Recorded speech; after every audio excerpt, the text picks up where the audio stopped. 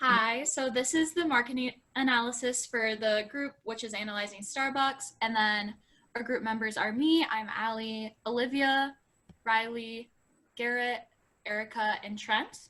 So yeah, we're just gonna get started. Right, so Starbucks was founded in 1971.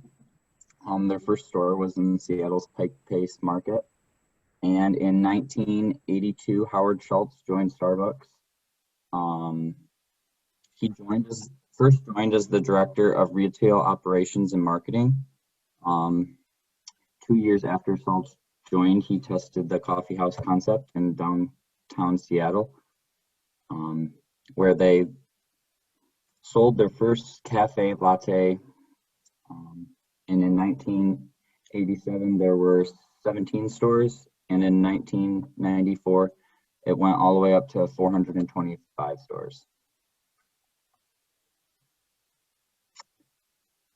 Up to this point, they were only in the United States, but their first international store was in Japan in 1996. In the following years, stores opened in the Philippines, England, Taiwan, Thailand, and New Zealand. In 1999, Starbucks acquired Tazos Tea, and they also partnered with Conservation International to promote sustainable coffee growing practices. At this point, store population was up to 2,498. Some more background. In 2006, they introduced the first paper beverage cup containing post-consumer recycling fibers. And in 2010, store count was at 16,635. Additionally, in 2010, they launched Starbucks K-Cups packs. And 2012 was a big year for Starbucks. They introduced their Blondie Roast, their refresher beverage platform, and they also acquired Teavana Tea to transform their tea category. Starbucks today, their CEO is Kevin Johnson, and as of 2019, there are 31,256 Starbucks locations all across the globe. As for the environmental analysis of Starbucks, the pestle analysis can be an effective way to break down the external forces that play a role on Starbucks marketing strategies. And these are the political, economic, social, technological, environmental, and legal forces. And then external competition is also a really big motivator for Starbucks in terms of keeping up with their brand image and always trying to incorporate new things to improve their company. Examples of these are specialty drinks that are specific to Starbucks, such as seasonal drinks and like frappuccinos and stuff like that. And then offering services like Wi-Fi and a greater selection of food cultivates a more homey environment for Starbucks that makes more people want to stay there and kind of creates an environment where people don't want to just grab their drink and go. As for the social external forces that affect Starbucks, they are expected to maintain a pretty high level of social media presence on apps such as Instagram, Twitter, Snapchat, and Facebook. And this can also help expand their sphere of influence globally as well. And the modern marketing strategies that they can use to keep up with this level of social media activity include things such as their app, which is really big for most companies nowadays and adds another level of activity for consumers. And then partnerships like with companies like Apple, Spotify, and iTunes adds another level of engagement for consumers and also creates more incentive for them to tell their friends about things and participate just in Starbucks and like put their money towards their brand. In terms of economic and political forces, inflation is a really big deal for Starbucks. The prices of labor and manufacturing is continually going up, but the average household income can't really keep up with it. So they have to pay attention to the gap between the cost of their labor and things that they're buying and their revenue. And if they were able to decrease the prices of their drinks, they could expand their market to lower income consumers instead of just having to solely rely on higher income consumers. And then globally, economic forces that affect them are things such as exchange rates, tax price differences, natural disasters in the global locations where they're buying their produce from, and then inflation, like stated before. And then the political forces have to do with their consumer base. They're selling to a lot of younger people now, and they have differing values than the older generation, such as being more focused on the environment and the ethics behind the companies that they're putting their money towards. So Starbucks can make sure that they are lowering their environmental impact in order to cater towards these views, with paying attention to where they're sourcing their raw materials, and then making sure they're following the global ethics and rules and regulations of other countries.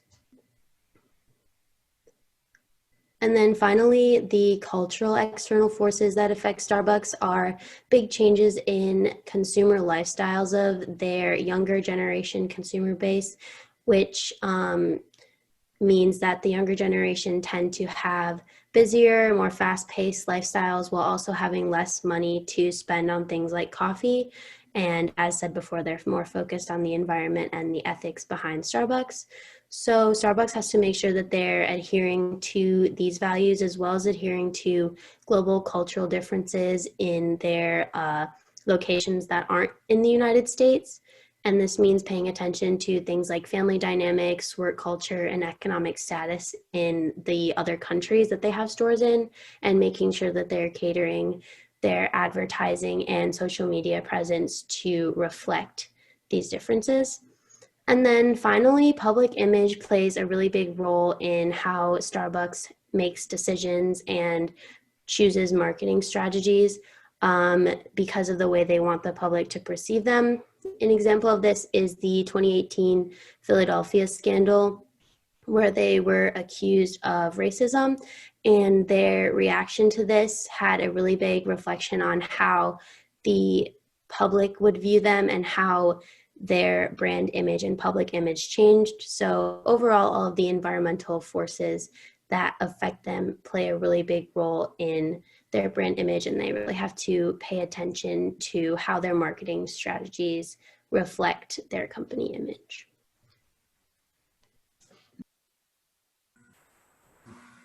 Okay, so now we'll look at the marketing objectives that have allowed Starbucks to obtain the success that they have today. And one of their biggest objectives that they're always working on is improving their customer service. And they do this through customer relationship management, which helps them maintain their already very strong customer loyalty. And they'll do things like give away a free drink on customer's birthday. So they go through and make a list of all of their customers' birthdays and really pay attention to establishing a strong relationship with them. And then they also want to create a strong social media presence. And on Twitter, they have close to 12 million followers, and they aim to reply to around 11,000 customer tweets per day. And they also want to increase their market share. And they can do this by selectively opening additional stores in new and existing markets, as well as increasing sales in their existing stores. Starbucks' target market includes both men and women around ages 18 to 40 years old. These include college students and corporate professionals who live a very busy lifestyle and need caffeine to help them get through their day. And these individuals tend to be in the middle to high income range, as most of their drinks range between $4 and $5. So Starbucks segmentation in their target market include both demographic, behavioral, geographic, and psychographic variables. So their demographics target age, gender, family life cycle, and these for Starbucks are individuals, again, who are 18 to 40 years old and are single or married. And the behavioral segmentation of Starbucks customers really targets the loyalty factor of their customers, and they research the benefits that the loyal customers want to receive, like extra like free product, birthday gifts, and extra freebies. Another factor that is part of the behavioral segmentation is that their customers are very determined and ambitious, and again, that's because they are often college students or working professionals. The geographic segmentation targets larger cities, and Starbucks chooses to strategically locate their stores by shopping malls as well as offices and college campuses. Psychographic segmentation targets customers based on their lifestyle and how they view certain details about the company, like whether or not they use fair trade. So Starbucks targets coffee lovers and people who are concerned with the environment by highlighting their sustainably sourced coffee and how they also have fair trade coffee. Starbucks has really taken initiative when it comes to their sustainability. They want to make sure that they're leaving a positive impact both socially and environmentally. So they have set goals like 100% ethically sourced tea by the end of 2020, and they are on track to reaching that goal. They have also launched Cafe Practices, which stands for Coffee and Farmer Equity, in 2004. And they have been able to ethically source 99% of their coffee beans while positively supporting the lives of coffee farmers. They also have set a goal to reduce carbon, water, and waste 50% by 2030. And one way they are doing this is with their strawless lids, which produce 9% less plastic. So they are definitely on their way to creating less waste.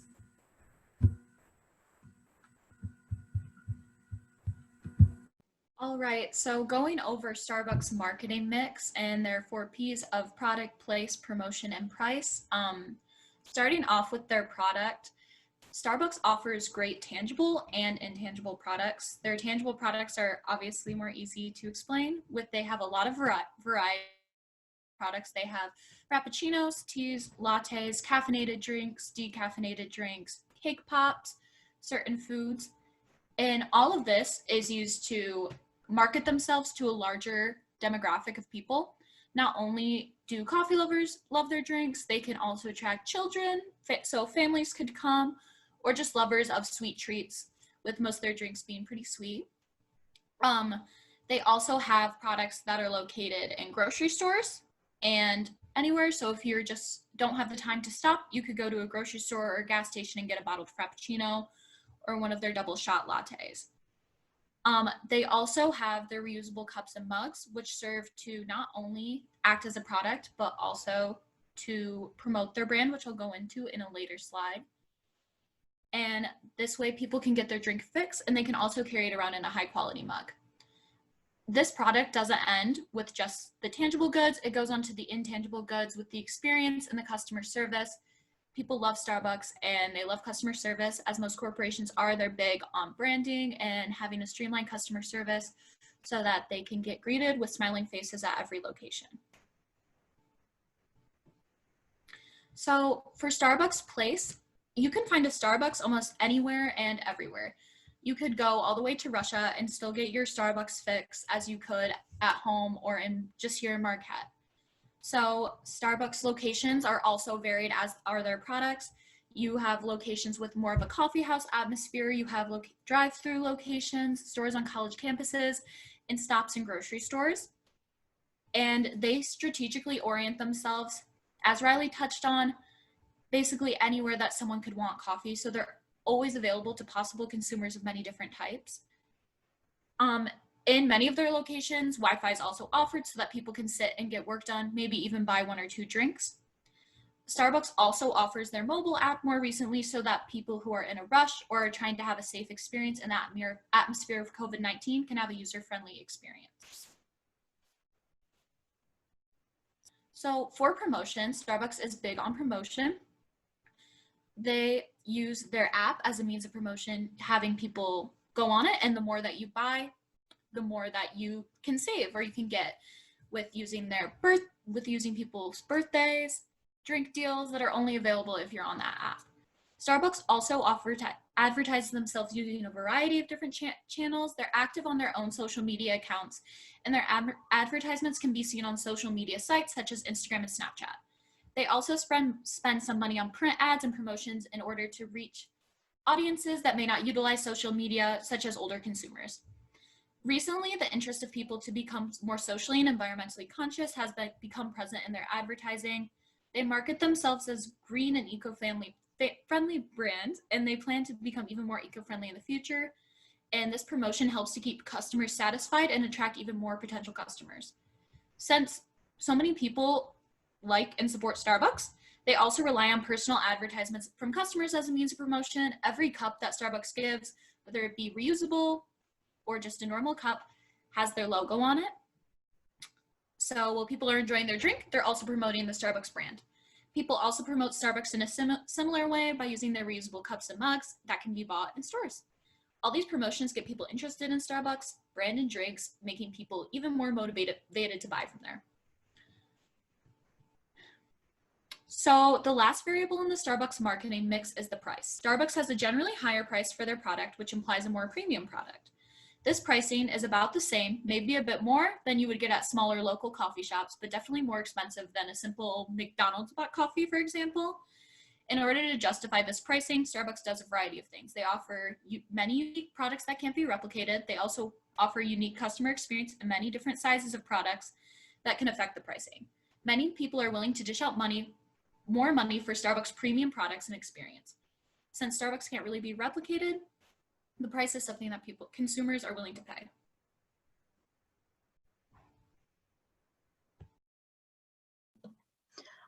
So next we're going to look at Starbucks with the SWOT analysis, which is going to look at their strengths, weaknesses, opportunities, and threats. Starbucks has many strengths in their company. Almost everyone has heard of the company, and that's due to their strong brand image.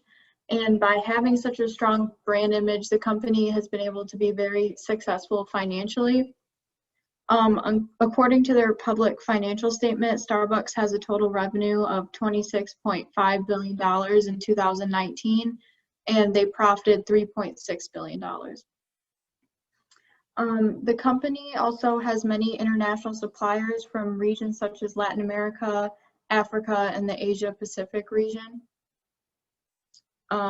Another strength of Starbucks is their strong loyalty program. When a customer becomes a reward member, every dollar spent translates into 3 stars, and once you accumulate 150 stars, you can get a free drink. And this reward program also offers mobile payment, pre-order, free birthday drinks, and much more. Their weaknesses are their high prices, and although they have many unique drinks, a lot of them are pretty standard, and companies such as McDonald's are able to offer a pretty close replica of like a Frappuccino and offer it for a lower price. So that would be a weakness for them. Starbucks has many opportunities to widen their target market, and some of those would be to offer a lower price section of the menu for lower income citizens, and they can also expand to countries with growing economies such as India, China, and Africa. And Panera Bread has a coffee subscription program, so Starbucks could also implement something of that nature, or they could just create new drinks that have never been seen before. The last element is their threats. the COVID-19 pandemic is a big threat for Starbucks. Lots of businesses have shut down, and over half of their locations in China have shut down. They've lost a lot of revenue during the pandemic, and the prices of the raw coffee beans have also risen.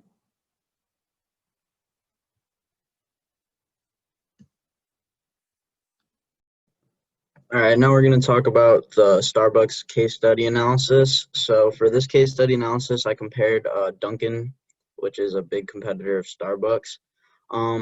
So like one of the main differences in their marketing is obviously, as we've said before, is the price.